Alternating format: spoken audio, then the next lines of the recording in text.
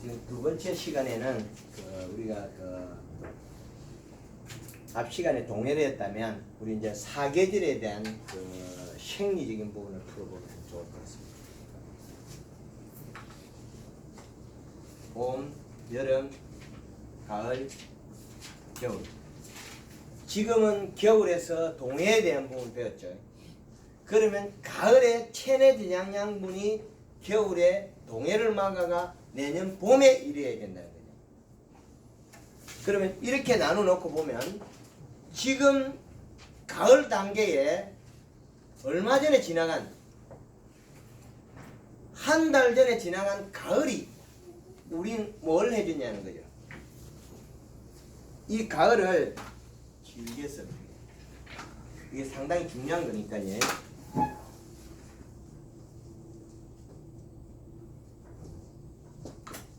자, 봄, 여름, 가을, 겨울을 두고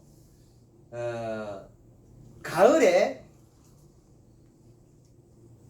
잎을 두텁고 단풍을 들이라는 겁니다. 지금까지 우리 책자에 나온 거는 최대 저장 양분이라 해가지고 비료를 뿌려서 뿌리를 흡수시키죠. 그죠? 그러면 어디로 가 있습니까? 여름으로 가야 돼. 늦 가을에 지금 시점에 가을 시점에 이게 단풍이 들어야 될 시점에 가을이 이 정도 긴데 이 시점에 마지막에 잎이 두텁고 단풍이 들어야 될 시점에 뭘 하겠습니까? 질소질 비료 주죠. 질소질 비료는 어디로 가겠냐고요? 에너지가 요 가운데 요까지 가겠죠. 성장. 봄에도 질소 필요가 자랐고 여름 필요가 다 그렇죠. 그러면 가을에 우리가 체내 저장 양분이라고 그랬는데 체내 저장 양분이 아니고 이건 단풍이 두껍게 들은 그 상태에 돼야 되는데 뿌리에 질소량을 흡수하면 어디로 가겠냐는 거예요. 달라지겠죠. 초가을로 가거나 늦여름으로 가거나 다른 방향으로 가버리죠. 이미 다가오는 건 겨울인데 겨울에 탄수화물 농도를 높여야 될 시점에 이 형태가 나온다는 거예요. 이 방법은 황금을 놓고 해석하면 다른 구조라는 거죠. 어떻게 해석하겠습니까? 자, 가을 시점에 우리는 체내 저장 약물을 위해서 저희가 사용하는 거는 골드 칼라 1.5리터, 설탕 2kg, 염화가리 얘를 10kg까지 써요. 왜 이렇게 쓰겠습니까? 이 잎이 두터운 종류에 따라서 10kg 먹고 견디는 놈이 있고 잎이 얇은 종류는 우리 햇과리는 좀 잘 못 견뎌요. 햇과리는 다르겠지만 우리 자두나 복숭은 좀 잎보다 좀 적게 써야 될 거예요. 제가 쓰는 방식은 이 방식을 써요. 단감 종묘에 가을에 단풍을 들을 때 10kg 쓴다는 거예요. 이 방식을 씁니다. 잎을 두껍고 단풍을 들여서 탄수화물과 영양을 집어여서 잎을 돌려놔야 되는데 우리는 이 종전 사용 방법이라면 질소를 주어가지고 문제 어떻게 하라는 거죠?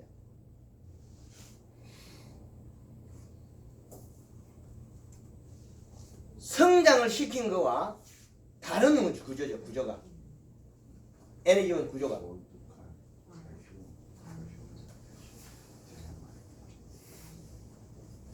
우리 책자에 나와 있습니다. 이렇게 해서 단풍이 든 놈을 좀 앞 시간에 했던 겨울을 하는 유막 코팅이죠. 했든 안 했든 유막 코팅은 해야 되는 거고 탈수를 막기 위해서.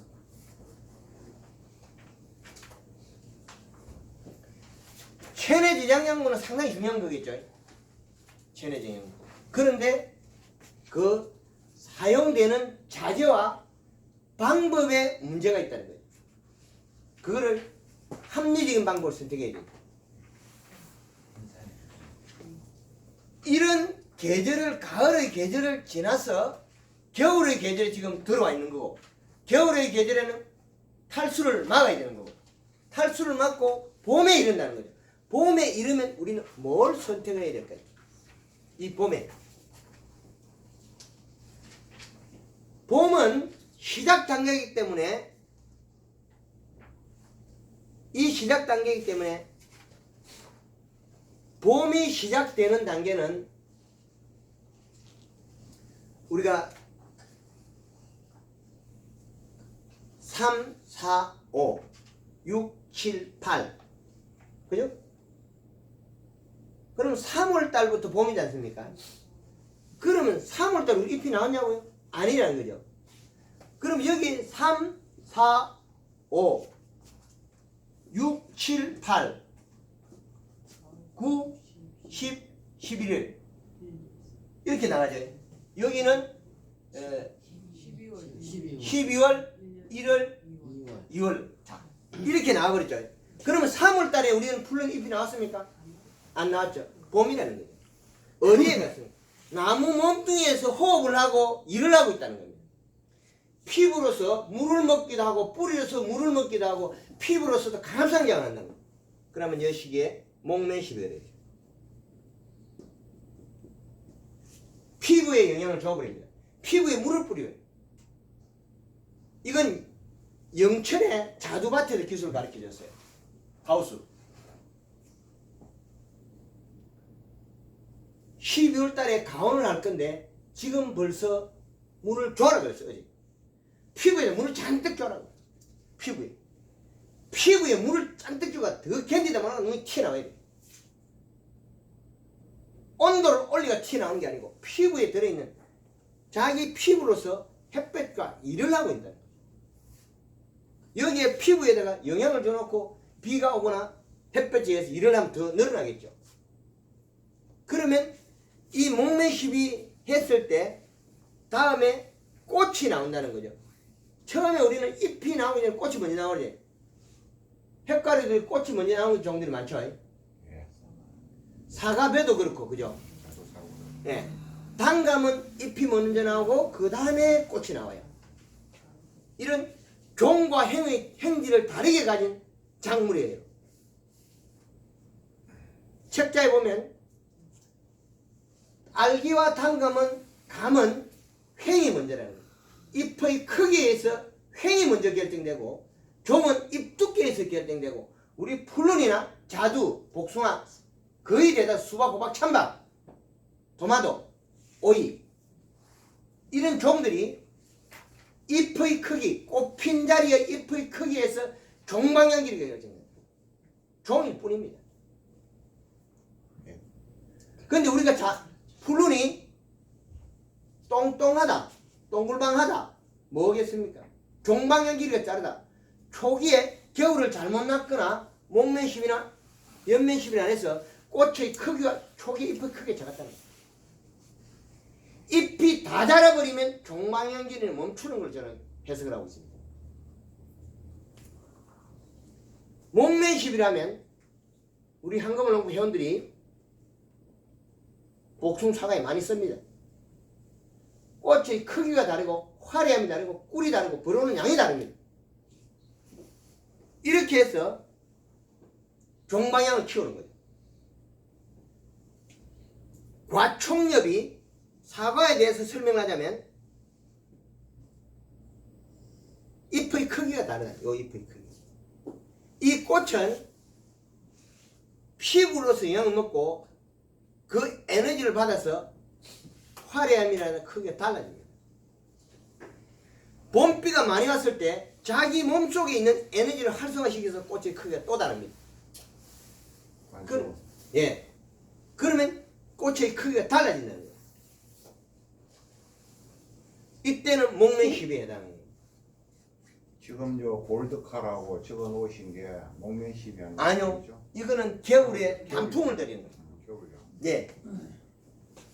그린을 씁니다. 골드 그린. 골드칼이고 그린이고. 예. 그린. 잎이 안 났을 때는 피부로 영향을 먹을 때는 농도가 진해도 됩니다. 질소질이 들어가요. 단순한 한 개로서 되지 않습니다. 꽃을 화려하게 피워야 되고 꿀을 늘려야 되고 향을 늘려야 되기 때문에 질소 하나로는 도저히 할 수가 없습니다.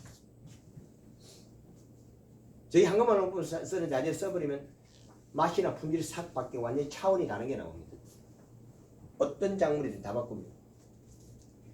이 꽃이 화려하고 꿀이 늘어나면 벌이 정말 벌떼같이 옵니다.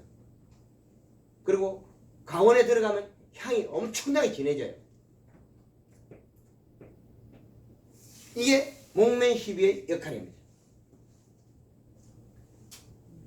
횟수에 비례해서 피부 양에 따라서 흡수량에 따라서 달라지는 겁니다. 단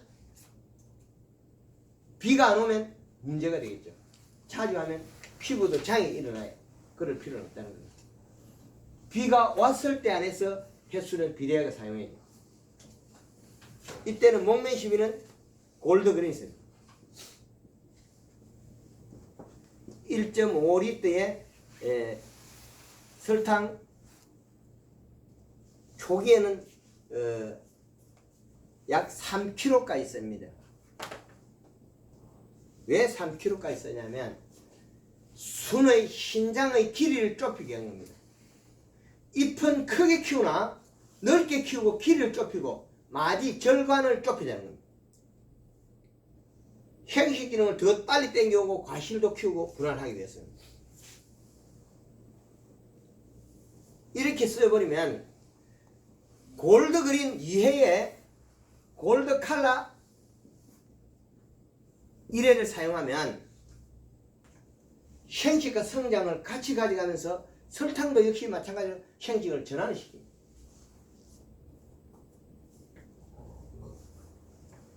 잎의 길이는 짧게 만들고 넓이를 늘리고 마디를 좁힙니다. 과실은 약간 땡기긴 하나 효과는 좋습니다. 이게 과실이 크게.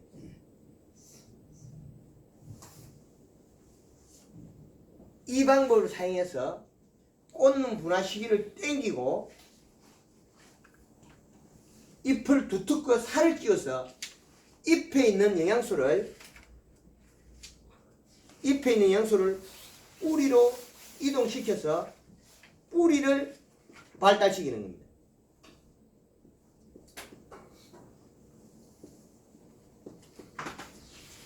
뿌리의 발달은 뭘로 잎으로 시키는 겁니다. 뿌리가 있다고 해서 뿌리가 나와서 일을 하느냐 하면 그런 거 아니라는 거예요. 잎을 살을 끼워서 이동량을 늘려서 뿌리의 힘을 배가시키면 우리가 수지 현상 그거는 금방 치유가 돼요. 연면십이 한 2번 정도 하면 수지 현상 덜컥 멈춰버려요.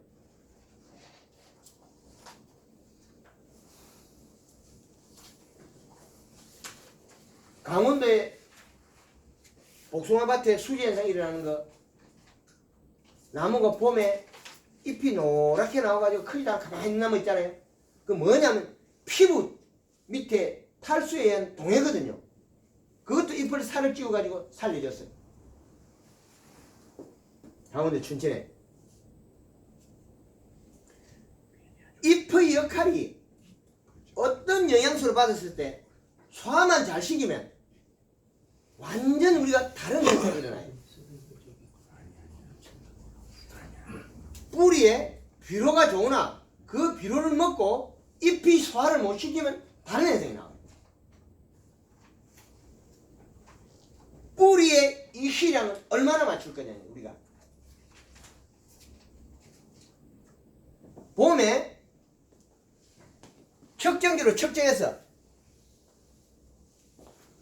이시량을 측정해서 이 이시량을 얼마나 맞출 거냐 흙에.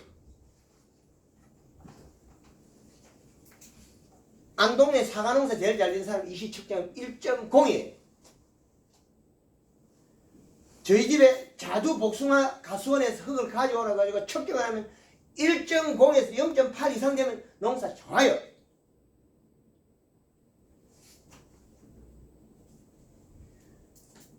식물은 그에 대한 무기물을 잘하고 먹는 겁니다. 우리가 주는 태비는 보약은 맞으나 이 시량은 안 맞다는 겁니다. 우리는 여태까지 태비가 보약이다. 보약은 맞으나 이 시량은 안 맞습니다. 지금 양의 재배는 비료 성분을 맞춰서 작물을 재배합니다. 척정기나 과학적인 건 많이 나가 있습니다. 우리도 지금 과수에도 관비 재배가 가능합니다. 앞으로는. 그 시기에, 특정 시기에 많은 양의 흡수를 시키고 지상부에서 소화만 시키면 결과가 나온다는 겁니다. 뭐 어떻게 하겠습니까? 지상부 이걸 바꾸면 되는 거죠. 체내 저장 양분에 의해서 봄에 잎을 키우게 되는데 잎이 나왔을 때 우리는 이 시량을 해서 흡수시키고 잎에서 영양을 바꿔버리면 소화시키면 되는 거예요.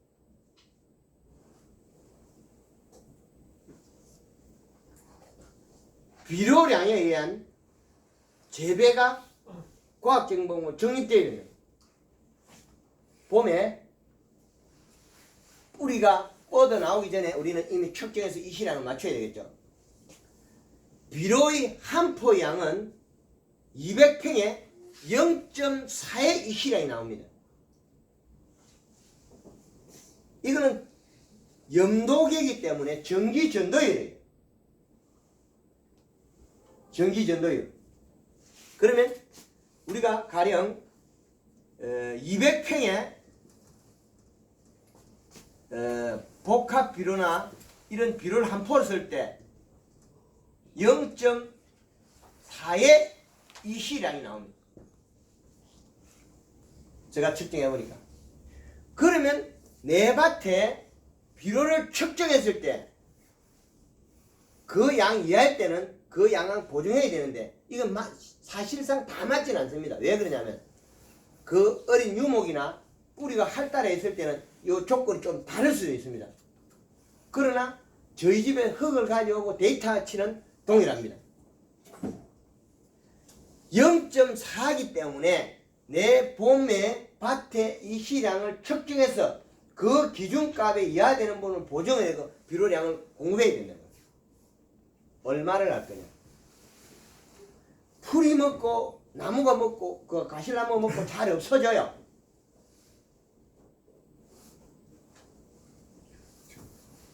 마늘 같은 경우에 우리 노정열 대표가 저하고 측정했을 때 2.0이 약 10일 남짓 내외에 0.4가 없어져요. 0.4라는 것은 200평의 비료 한 포를 먹었다는 거예요. 2.0에서 1.0으로 뚝 떨어져요. 우리 과수에서는 1.5 이하를 키워야 돼요. 그 뿌리층이 두꺼운 종류일수록 흡비력이 좋기 때문에 비료량을 줄여야 됩니다. 핵과류들은 거의 대다수가 뿌리가 두꺼워요. 그 다음에 호두도 뿌리가 두껍고, 대추는 우리나라의 토종이냐 산조의 뿌리를 했냐에 따라서 산조의 뿌리는 껍질이 두껍고 토종 대추는 껍질이 얇고 달라요. 껍질이 두꺼운 종류들은 비료량을 적게 써도 됩니다. 그러면 우리 핵과류에는 이 시량을 1.0 정도에 오락가락 해야 되겠다. 이 시가 1.0. 그러면 내 밭에 비료가 지금 들어있는 게 가령 0.5가 들어있다면 부족분이 7 정도면 약 한 포 반 정도가 200평에 들어가야 되는 비료량이. 이 시량을 기준을 잡았을 때 땅에서 측정해놓은 양이 농사가 잘 됐다 안 됐다 척도가 되더라고요. 그런데 이게 당연에 맞춘다고 되는 건 아닙니다. 이거. 시간이 안정화됐을 때 이래야 되는 겁니다. 네. 천에는 이 복잡한 단계가 전 단계에 있기 때문에 꽃을 크게 피워야 되고 잎을 살을 찌워야 되고 그래 행동을 만들었을 때만 안정화됐을 때만 이게 나타나요. 안정화 안 됐을 때 이게 나타나지 않습니다. 그래서 연면 시비는 일주일에 맹물을 안 뿌렸을 때 한 번 정도 먹으나 비가 올 때는 전에 사용은 다 먹어버리고 없어요. 초기잎이 태어날 때는 오므리가 태어나요. 비가 와버리면 자기가 가진 영양소 다 자라버리면 펴져요. 펴진 거는 이미 멈춘다는 소리예요.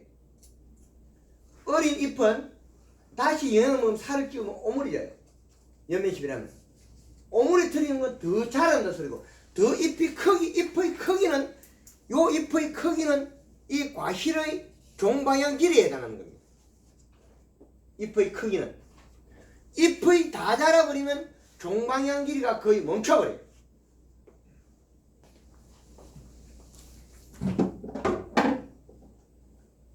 이 사과의 동이랍니다. 우리가 햇과류 거의 대다수가 종방향이 먼저 자라요. 복숭아나 풀룬이나 자두 복숭들이 잎이 나기 전에 꽃이 먼저 펴지 않습니까? 잎이 나기 전에 꽃이 폈는데 꽃을 어떻게 키울 거냐는 거예요. 목매시비. 체내제 영양분은 가을을 잘라야 되고 이렇게 연결고리를 몰고 갑니다. 그러면 이 종방향 길이를 잎을 크면서 더 키울 수 있다는 개념이겠죠.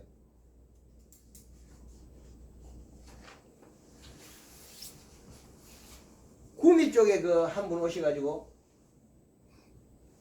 대석 자두를 200g까지도 키워줬어요. 대석 자두 조그만 하잖아요. 200g이면 대석 자두가 엄청나게 큰 거예요. 출근하면 한 3일 출근하면 서푸른 쿨러에 나무에다 물을 한 30분 뿌려요. 퇴근할 때 골드그린 연면 시비하고 퇴근. 또 한 3일 있다가 또 출근하면 나무 위에다가 물을 뿌려요. 성장을 시키고 영양을 주고 성장을 시키고 영양을 주고. 물은 잎에 있는 영양소를 이동시키고 직접 자라기도 하고 두 가지를 해요. 어린 잎이 자기가 흡수해서 자라기도 하고 이동시키기도 하고 두 가지를 한다는 거예요. 우리가 찔레 껍질을 쭉 까다가 안 까지는 부위 있죠. 안 까지는 부위는 잎이 어린 잎들은 뿌리를 돌려줄 수도 있고 안 돌려줄 수 있는 잎도 있어요. 돌아가는 간이 없는 거예요. 돌아가는 간이 있는 것들은 잎이 먹고 자라기도 하고 뿌리를 돌리지 보내줘야 돼요. 그럼 뿌리를 보내주었을 때만이 뿌리가 일어나서 다시 오는 거죠. 다시 오려면 잎에서 내려가는 관을 튼튼하게 하기 위해서 겨울에 유막 코팅이 필요한 거고, 몸속에 있는 영양이 늘려야만이 피부나 저장했던 양분이 잎의 크기나 꽃의 크기로 나오는 거죠. 그의 부족분의 생산량을 늘리기 위해서 연면시비나 목면시비를 하는 거고,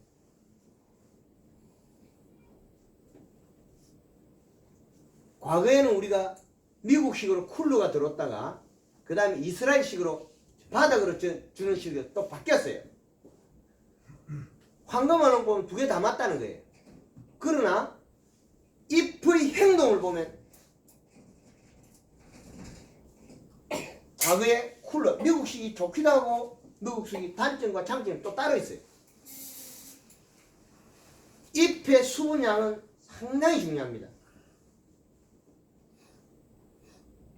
우리가 풀룬을 시설 재배로 들어가 버리면 하우스에서 뿌리에서 수분은 많으나 잎에 탈수량을 여름은 못 견뎌요.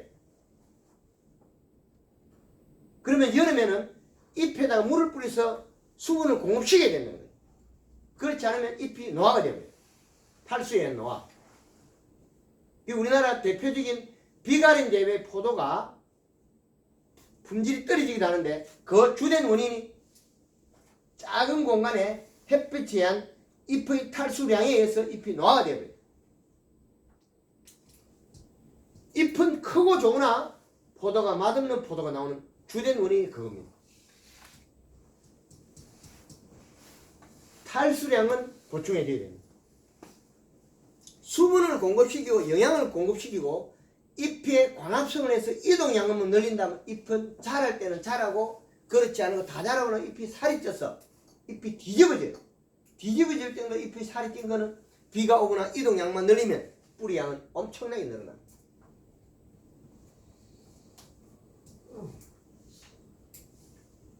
시아부의 이시량도 중요하고 황금말롱구에 주장하는 잎의 두께와 잎에 있는 영수 이동량에는 아주 중요한 겁니다. 고추밭에 물이 들면 고추 뿌리가 삭아서 물에서 죽는 게 아니고 산소 공급으로 부족으로 뿌리가 일어나는 뿐이고, 멜론 하우스에 멜론이 죽는 달렸는데 물이 들면 멜론이 거의 죽는다고 판단해요. 그런 황금알롱 보면 100% 살릴 수 있다는 거죠. 바닥층에 물이 들어서 뿌리가 멜론 뿌리나 고추 뿌리가 산소 부족 현상으로 이루어지게 할 뿐이지 그게 썩거나 상한 건 아니라는 거예요. 그럴 경우에는 잎이 시들지 않게 물을 뿌리고, 물을 뿌리면 이동량이 늘어서 잎이 얇아져요. 얇아지는 만큼 영양을 공급시켜서 잎에다 보충을 해주면 돼요. 그러면 함수량이 맞아지면 멀쩡하게 살아나요. 농가에서 실질적으로 다 일으켜요. 우리가 재면 풀룬이나 체리나 핵가루들이, 과실수들이 장애가 일어납니다. 중간중간에. 겨울 동해에 의한 잎이 약간 노랗게 나는 나무, 붉게 나는 나무, 희게 나는 나무, 그것들은 거의 대다수가 피부 탈수에 의한 동해 장애죠. 그것들은 우리가 일어났을 때는 빠른 시간에 잎 자체에다가 연면십에서 잎에 영을 공급시키고 그 이동량만 늘려주면 뿌리가 먹고 다시 교류를 해서 회전량이 늘어납니다. 그러니까 빠른 시간에 복원시켜야 돼요. 우리 집에 있는 과실이 종방향 길이가 자르다면 가을에 단풍이 두께가 얇았거나 겨울에 탈수에 여거나 봄에 잎의 크기가, 꽃의 크기가 적게 자라요. 잎이 두꺼워 가지고 도장지가 많이 났다면 넓게는 자랐겠죠. 길이하고는 무관하다는 거예요. 길이의 결정 시기에는 잎의 크기를 키워줘야 되는데 이 기간이 많이 있지 않다는 거예요. 아주 짧아요.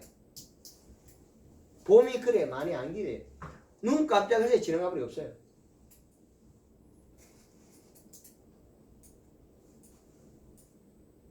황금알롱골을 개발해가지고 단감에서 생력을 일으킬 때까지는 4월 18일부터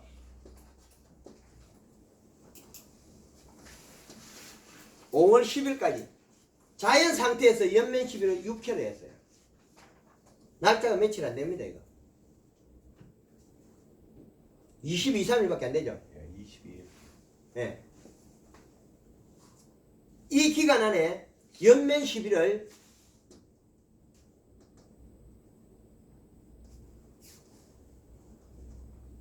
육회를 했다는 것은 비가 왔다는 겁니다. 비를 이용해서 전과 후를 연면 시비에서 잎의 영양소 이동시켰다. 뿌리의 영양소와 무관하게 식물 행동을 바꿔버리거든요. 피부에 있는 영양소가 아니고 직접 외부에서 영양을 잎으로 피부로 통해서 줘서 식물을 바꿔버려요. 가수원이 노화된 나무가 있으면 그건 잎의 크기나 두께가 얇아서 뿌리가 자꾸 줄어들고 있는 겁니다. 황금알롱보는 그거 3년만 하면 원상복구가 됩니다. 과다 착갈 시기도 뿌리는 없어져요. 없어지는 원인은 식물의 관의 관계가 있다는 겁니다. 관의 관계. 이 관의 관계라는 건 여기에 풀룬이 큰 게 열려 있으면 이 관이 커요. 많이 가버립니다. 잎의 관은 아주 쬐끄만 합니다. 잎이 달려있는 관은. 잎의 관은 작고 열매의 관은 큽니다. 열매가 많이 먹고 잎은 적게 먹게 돼 있어요. 그럼 잎이 얇아져요. 두께가 얇은 잎은 일을 적게 하게 돼 있어요. 잎이 일을 적게 했으니까, 적게 먹고 적게 했으니까 뿌리가 굶어요. 그 현상으로 노화가 되기 시작하는 겁니다. 노화되는 걸 복구시키는데 당연히 하긴 어려워요. 될 수는 있으나 종망연기를 못 키우더라고요. 왜? 몸속에 있는 게 너무나 부족하니까 연면십이라면 지가 먹어버리고 몸이 먹어버리고 잎이 안 자라드는 거예요. 해보니까 자라게 만들려고 하면 좀 전에 이야기한 것처럼 나무 위에 쿨러를 돌려가지고 직접 자라게 만들어야 되는데 우리가 자연적으로 오는 비를 이용해서 연면십에 넣더라는 거예요. 횟수가 부족하더라. 정말 농사를 잘 지려면 잎에 물을 꼭 뿌려야 된다. 잎을 살을 찌워야 된다. 이동을 시켜야 된다. 이런 결론이 나오거든요. 그 다음에 후자에 대한 게 이 시량으로 돌아가는 거죠. 시상부에서 열매가 없을 때는 가능하다는 거죠. 열매가 달려서 많이 먹을 때는 이 시가 많이 필요해가지고 그때는 많은 동작이 필요하지만은 우리가 초기에 잎이 태어나서 과실이 맺고 할 때는 많은 에너지가 필요 없어요. 그러나 지상부로서 먹어서 바꿀 수 있다는 거예요. 바꿔버리면 돼요. 얼마 만에 할 거냐?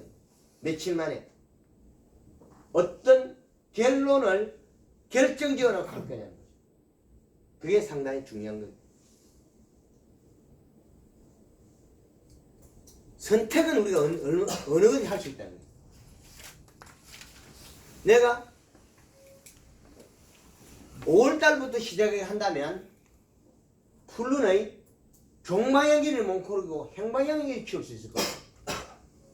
그럼 행방향이 큰 그 열매를 봤다면 그 열매는 태비만 잔뜩 주고 가지치기를 강전하게 키운 거다. 또 다른 해석이 나와요.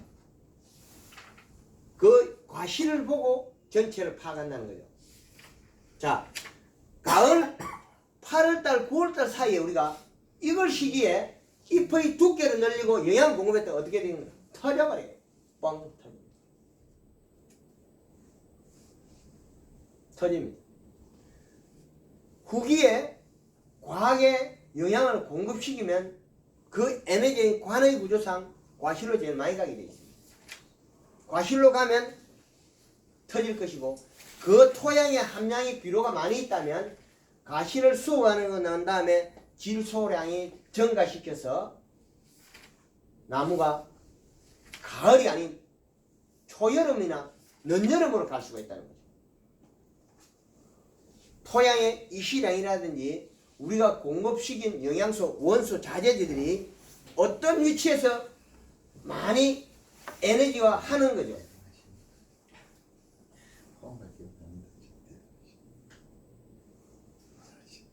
이게 제가 뻥치는 게 재미없어요. 어떻습니까? 심각해야죠.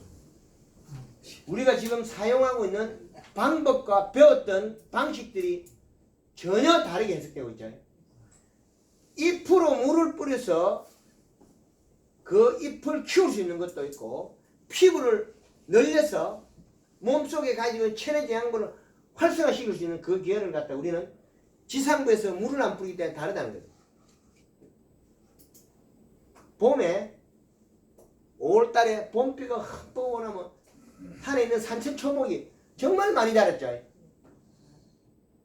그런데 우리는 그 비마저도 못 맞게 이제 하우스를 지어버리고 다른 형태로 바꾸죠. 그러면 이 봄에 활성화 안 된 거는 후반기에 횡을 키워서 과실을 파괴시켜요. 아주 다른 문제죠. 영천의 살구밭에 어제부터 가온하기 전에 물을 뿌리라 그랬어요. 12월 달에 가온을 시킬 건데 물을 뿌리가 피부를 그 몸통에 늘리라는 거예요. 잎이 크게 나오고 꽃이 크게 피기 위해서. 관수하고는 전혀 관계가 없는 겁니까? 지상부로 관수하는 거. 양이 부족해. 관수 양을 늘려도 안 되고요. 되기는 되나 부족하죠. 관수는 잎에 물이 안 가잖아요.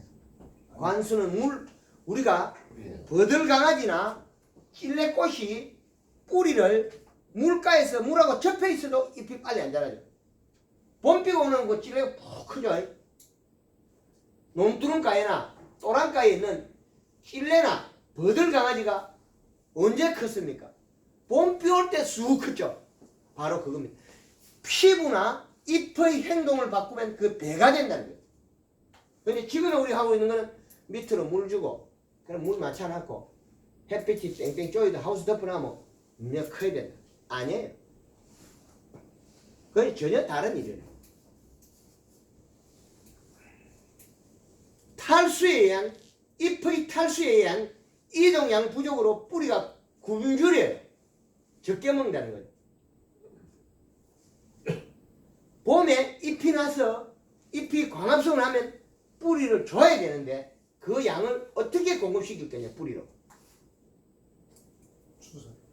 우리는 시설 재배라고 하우스를 해버리면 뿌리가 굶어요. 분명한 뿌리 물이 위해서 뿌리가 먹는 아니에요. 잎의 영양소가 광합성하고 뿌리에서 간 영양소 체내 영양소 광합성에 내려와야 뿌리는 먹는 거죠. 하우스 지금 위에 물을 위에서 뿌리도록 해가 다 밑으로 나무 잎으로 다 먹도록 하면 되잖아요. 빙고 맞습니다. 제가 했는 이야기 그 이야기입니다. 봄비가 흠뻑 와야 산에 있는 나무들이 많이 자라요. 버들강아지가 뿌리가 물에 있는데 봄비가 와야 많이 자라요. 봄에 가물면 뿌리가 또랑물이 내려가도 겨울물이 내려가도 버들강아지가 많이 안 자라요. 잎은 나 있으나 이동량에 의해서 부족하다는 거예요. 누가 굶었느냐? 뿌리가 영양을 적게 먹었다는 결론입니다. 강사님, 그러면은 대부분 저는 뭐 산호산 있으면 산호식 하는 분 보면은 뭐 일주일 이내에 약을 한 번씩 쳤는데 약을 치는 거하고 물을 따로 줘야 됩니까? 어떻게 됩니까? 이슬에 의한 이동량은 7일 정도, 5일에서 7일 정도로 봅니다. 이슬이고 이 잎에서 뿌리로 보내고 양을 소화시키는 거 자라는 걸 7일로 계산합니다. 여기에다가 맹물시럽이라면 7일에서 2일을 마이너스 합니다. 7일에서 2 마이너스 하면 5가 되고 5에서 한 번을 또 더 뿌리면 3이 됩니다. 그러면 오늘 물 영양을 치고 내일 물 뿌리고 오늘 물 뿌리면 또 4일째 영양을 뿌리라고 한감을 놓고 만들어 놨습니다. 요거는 하우스 딸기에다 물을 이렇게 뿌려도 단단하게 나옵니다. 하우스 딸기가 단단하려면 물을 뿌리고 영양을 뿌려야 단단합니다. 그럼 물 따로 약 치는 거하고는 관계가 있네요. 그렇죠. 물의 pH는 얼마나 됩니까? pH에 그건 그래 중요하진 않습니다. 그 흡수량이 조금 차이는 하나 그게 pH가 그게 이제 흡수량하고 그 식물의 흡수량하고 관계가 밀접하기 때문에 그것도 또한 그 약의 산성이냐 알칼리냐 뭐 중성에 그에 따라서 흡수량이 제가 달라집니다. 산성일수록 흡수량은 늘어나나 반대적인 다른 이론도 나옵니다. 그것도 세분화되가 많아야 됩니다. 그건 또 다릅니다. 다른 문제. 뿌리에도 pH 농도에 따라서 흡수량이 또 달라지고. 예. 근데 우리가 토양에서 어느 정도는 거의 다 흡수가 되기 때문에 그건 우리가 토양 분석은 기술센터나 기관에 가서 분석을 하고 그러나 그 분석치는 저기 농촌재능청에 제가 가지고 있는 그 WT 3000 저 기계보다는 활용도가 떨어진다는 거죠. 기술센터는 비료량이 많이 나오고 저 기계에 찬 정밀하게 좋습니다. 직접 바로 조사했을 때 저게 편리하고 좋다는 거예요.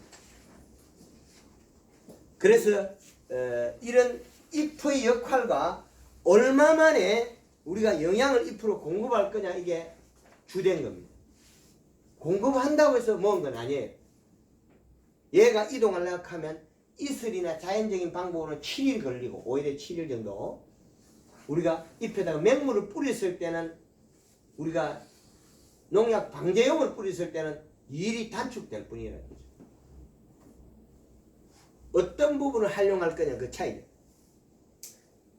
설탕의 역할은 절간을 좁히고 잎의 길이도 당기고 아주 좋은 역할을 합니다. 생식과 성장의 두 가지 에너지를 같이 가지고 있습니다.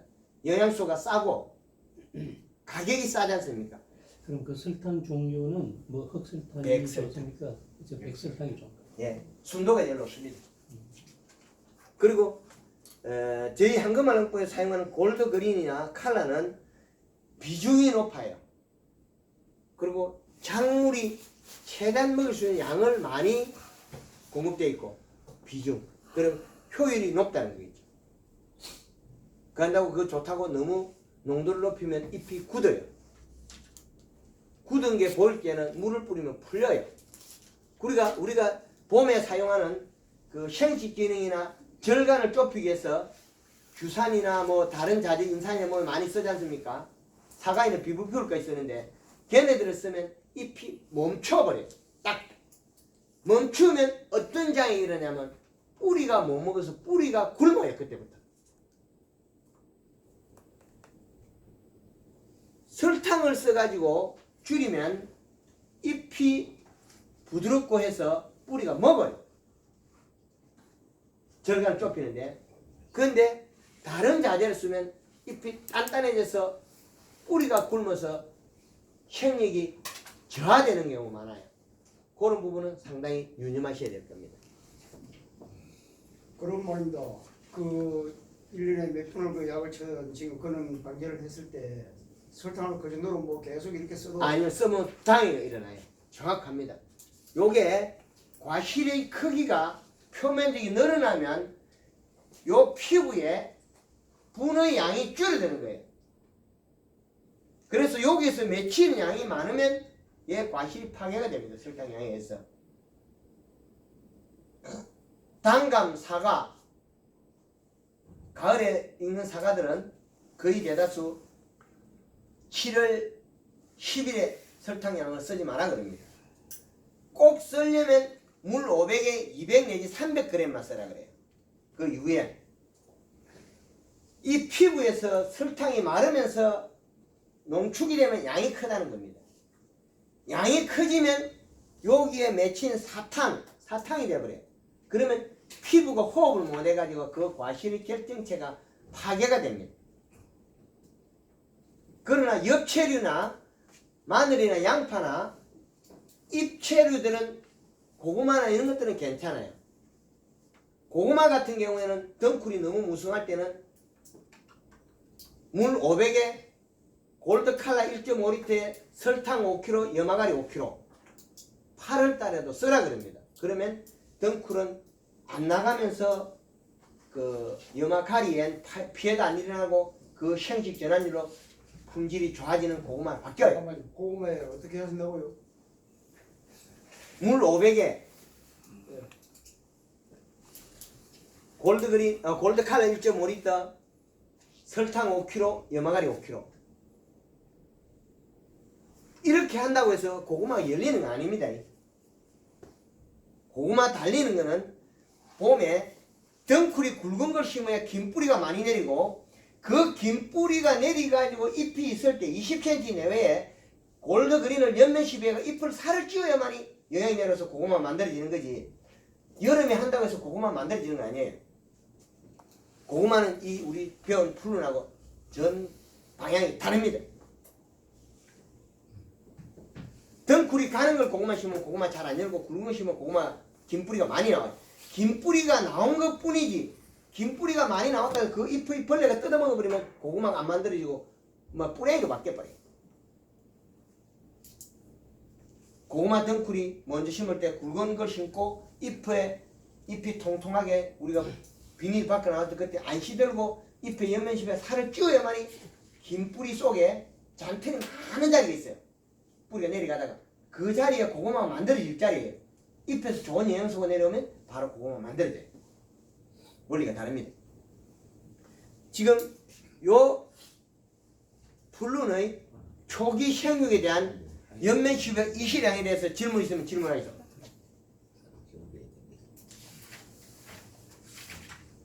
사계절 중에서 예. 사실은 사계절 중에서 어느 계절이 가장 중요한가요? 없습니다. 똑같습니다.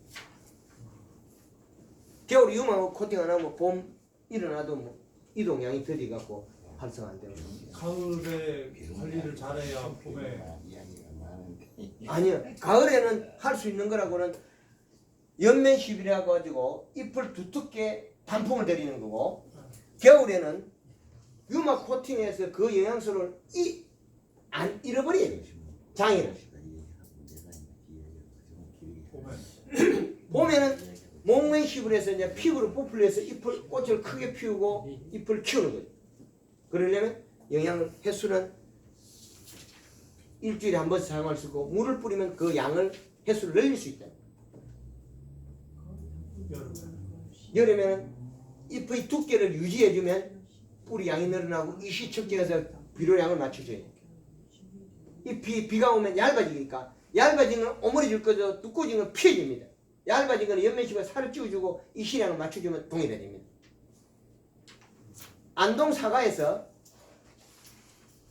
7월 28일에 만평의 비료를 200포를 뿌리겠어요.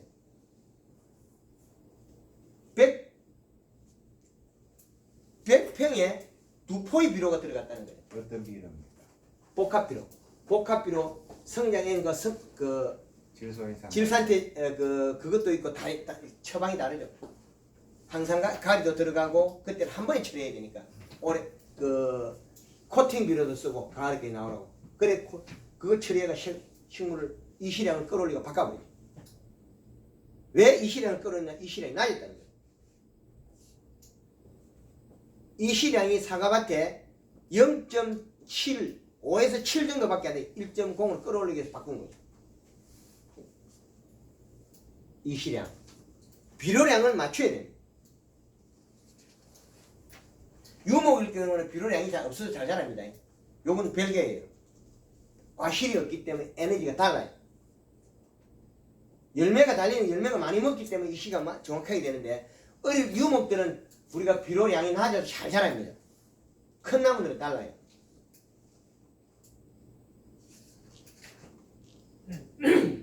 또 다른 유막 점 코팅을 하는 그 이제 가장 주된 이유가 말하자면 수분을 갖다가 건조시키는 걸 막는 방법이 첫째겠죠, 그죠? 예. 지금 말씀하셨는데 두 번째가 영양의 손실을 파괴하는 걸 막는다고 얘기를 좀 하셨거든요. 영양 공급이죠.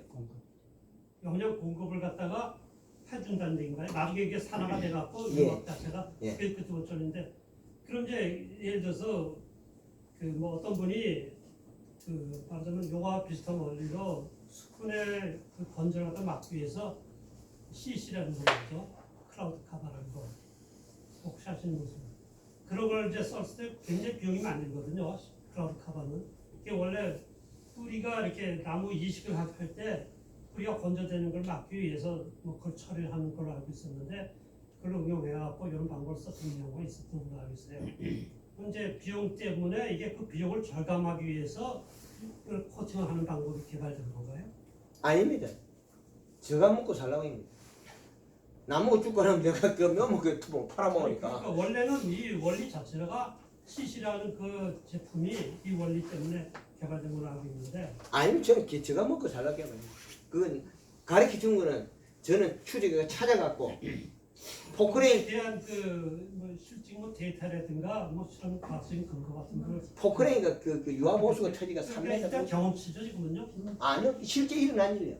아니 그런 데이터가 맞으면 모든 그 데이터라는 건 과학적으로 증명하려면 예. 실험 근거가 있어야 되는 거거든요. 예. 그런 게 있는가 제가 묻는 거거든요. 아, 저희가 사용하는 거는 방금 그게 아까 경험치라는 얘기죠. 그렇게 사용하고 있다고. 저희 집에는. 그러면 나무를 뽑아가 봉지에 싸놓으면 봄에 여름에 봉지에 싸놓은 나무가 잘 못 살잖아요. 비닐 봉지에 싸놓으면 저희 사무실에 아직까지 있어요. 그 더위에 이는 잎이 말라주고 비 오고 물 뿌리주면 또 피부가 건강히 또 살아나요. 피부를 껍질을 손으로 살살 까보면 봄 되면 겨울을 지나면 물이 끓여야 되는데 새파래요. 지금도 까면 새파랗다는 거예요. 그거는 피부 탈수를 막아가지고 만든 거예요. 용량, 농도는 우리가 사용하고 있는 방법. 제일 좋았던 거는 포크레인 유압유가 원액을 둘러쓴 게 제일 좋더라. 근데 우리가 활용할 때는 지역에 따라서 농도를 제가 사용하여 있는 걸 다 오픈해 놨으니까 활용하시라는 거죠. 그리고 이 물질을 사용하고 나면 식물성이고 동물성 그 기름으로서 산화가 돼서 피부가 없으면 영양이 되어버린다는 거. 그리고 벌레도 죽는다는 거. 좋은 점은 요거예요. 응용해가 활용하십시오. 그리고 많은 걸 다 오픈 안 하는 거는 어떤 장애 요인으로 장애가 일어났을 때 원성을 들을 수는 없다는 거죠. 제가 내가 가지고 있는 거는 정보는 오픈했는데 그로 인해 가지고 원성의 실마리는 제가 가질 수 없다는 거죠. 제가 사용하고 있는 것도 다 오픈했으니까 그거는 응용하고 가시고, 그리고 농도는 100%도 작물은 장애가 안 일어나더라는 걸 밝혀드린 거예요. 그걸 응용해 가시면 제일 좋을 포트를 거예요. 할때 주로 그 말하면 꽂는 쪽에 많이 해야 되는지 아니면 보통 가쪽에 일정하게 그런 비율이 없나요? 전체 탈수입니다. 가로수는 보면 아래쪽 몸통이 말라가 썩었습니다. 그러면 이 몸통이 겨울에 얼었는데 이쪽만 녹았다는 거예요. 햇빛 보는 부위에 녹아서 이기만 부분적으로 물이 빠져나간 거예요. 탈수. 그 위쪽으로 가면 같이 녹았다 얼었다 하기 때문에 안에 있는 수분이 나와서 눈도 잘 안 죽여요. 가늘기 때문에. 그러나 굵은 몸통은 한쪽만 많이 일어난다. 그러면 우리가 이 말을 응용해서 하자면 아래쪽에 굵은 데는 우리가 농도를 좀 높여서 피부에다가 코팅을 해주는 게 좋다는 거고, 위에 가지들은 자기가 얼었다 녹았다 하면서 자기 몸속에 있는 수분이 이동작용을 해서 그 보충을 눈에다가 보충을 하기 때문에 눈이 잘 안 죽는다는 개념이거든요. 가지가 가늘기 때문에 다 동시에 녹는다는 거죠. 굵으면 굵을수록 우리는 거기에다가 도포량을 늘려야 되고, 가는 데는 그 자기 자체의 피부가 뺀질뺀질해요. 그렇기 때문에 그런 도포량을 좀 줄여도 된다는 그런 결론입니다. 이해가 되십니까? 그다음에 이제 그 이시 측정하는 방법이 말이죠. 예. 정도도 뭐 개인적으로 하기는 건 거의 장비 자체가 비싸서 어려운데 어떻게 측정하는 방법이 있나요? 아니요. 저 충청도에서 아주머니가 고추 700평 심은 거 요거 사가지고 고추농사 잘 됐어요. 예. 예. 그리고 진주 쪽에 밀양 쪽에 깻잎 2배 나옵니다. 생산량이. 지금까지 깻잎을 배웠던 방식으로서 이 시량을 측정해 보면 1.5 넘어가는 농장들 거의 없어요. 2.4까지 맞추게 하면 깻잎이 엄청나게 나와요. 그런데 저희 농법으로 연면 시비까지 하고 맹물 뿌리면 밭에 있는 비료 금방 먹고 없어져요. 계속 공급해져요. 작물은 무기물 원소를 먹고 자라는 거지 우리가 가서 발자국 소리 들려준다고 식물 생산량이 늘어나는 게 아니라는 겁니다. 발자국 소리를 아무리 들려줘도 작물의 생산량은 안 늘어난다는 겁니다. 관심하고 우리가 갖고 있는 마음과 관심으로서는 식물 생산량을 늘릴 수 없다는 겁니다. 그러나 직접적인 영양 공급이나 환경에 의해서 걔는 자라는 거죠. 이게 어떻게 이해가 되십니까? 다른 분도 질문 있습니까? 유막살법을 12월 20일 날 아까 한강 말씀하신 남부지방에 제가 해. 남부지방이요. 예. 그럼 올라가면은 중부 농도를 조금 높여야 되고 시기를 조금 빨리 하는 게 수월하겠죠.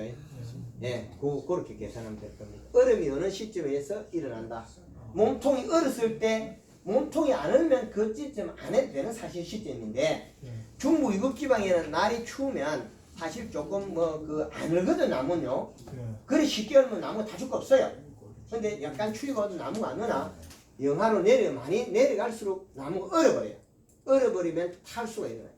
은행나무나 소나무 같은 건 자기 피부가 두껍고 송진을 가지고 있고 이 피부층을 늘리는 나무들이 수명이 길어요. 탈수를 막자고 은행 같은 게 이 콜크층처럼 많이 늘려놨죠. 떡갈나무도 많이 늘려놨죠. 소나무도 껍질을 늘려놨죠. 자기네들이 그 껍질로 가면 생리적으로 보호할 겁니다. 그리고 산에 있는 뭐 도토리 나무 이런 게 낙엽이 안 지고 있지 않습니까? 낙엽이 안 지고 있는데 그 부위를 자기네들은 영양 이동을 차단시키고 잎을 달고 있다는 거예요. 땅이 척박하니까 낙엽을 떨어뜨려서 자기 밑에 있는 토양을 보호하고 영양을 공급하기 위해서 달고 있는 거예요. 달고 있다가 봄 되면 요툭 떨어뜨려요. 그러면 자기 주위에 앉아서 자기가 그 환경을 바꿔보자는 거예요. 그렇게 진화라는 거예요. 우리가 재배하는 작물들은 우리가 생산량을 늘리고 품질을 향상하기 위해서 계속 바꿨거든요. 그러면 이 과실의 크기가 크고 관의 크기가 크기 때문에 잎의 면적과 잎의 두께에 대한 것은 우리는 끊임없이 관찰하고 영양 공급시켜야 된다는 거예요. 예. 여기서 맞춰도 되겠습니까? 그 부족한 면은 있으면 유튜브에서 많은 양의 자료가 나와 있습니다. 한국말로 뭐 강의 자료들이 유튜브에서도 보시고 밴드에서 어느 지역에 강의 일정이 있을 때 오픈되어 있으면 그때는 제가 오픈해놓은 것들은 참여해도 됩니다. 예, 그래서 작물들을 계속 우리가 배우는 하나의 그 작물에서 국한되지 말고 우리가 알고 있는 상식을 뛰어넘으려면 유사 작물의 환경이라든지 관리법을 같이 응용하시는 게 좋을 겁니다. 그렇게만 한다면 우리는 익히고 할 수가 있을 겁니다. 이거 유튜브에 올라가는 겁니까 내용을? 예, 네. 그대로 올라갈 겁니다. 예, 이 책자에도 있을 거. 예. 이 책자에도 어느 정도 있을 거. 책자에는 핵심만 딱 써놨기 때문에 그걸 익히고 안다는 건 좀 어려울 겁니다. 근본 이치를 써놨기 때문에 책에 써놨고 그 그림을 보고 모든 작물에 응용하기는 좀 부족할 수도 있습니다. 제가 보기에는 전종이 동일한데 일반 우리가 그 농가에서는 식물 전종을 해석하기는 어려울 겁니다. 지금 그래서 식물 언어를 계속 개발해서 발표하고 있는데 4가지밖에 아직까지 못했습니다. 단감, 딸기, 애호박, 청양고추 잎의 사이즈나 4대 공식을 개발해서 발표를 했습니다. 그래 이런 자료들이 계속 모여서 작물의 응용을 활용하면 우리가 좋을 건데 그마저도 다른 원인이 나타나는 것은 겨울이나 복병이 있습니다. 체내전염병과 겨울의 복병, 봄이 됐을 때 우리가 가뭄 이것들로 인해 가지고 우리가 원하고자 하는 잎의 크기가 잘 안 나왔기 때문에 생산량이 전국에 변했다는 거죠. 그리고 농사 잘 짓는 분들에 가가지고 측정하면 이 시량이 어느 기준치에 들어가더라고요.